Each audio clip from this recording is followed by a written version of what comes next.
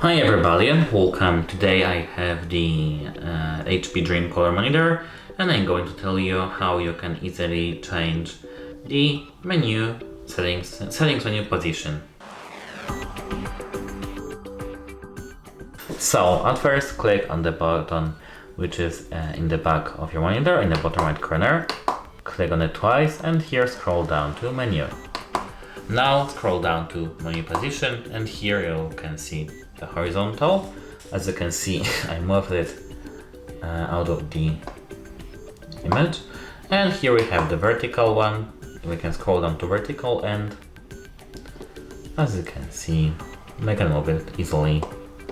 Let me move it like it was. It was something around here.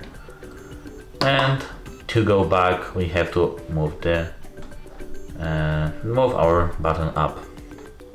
And now go back, and that's it. Hope it helps you and goodbye.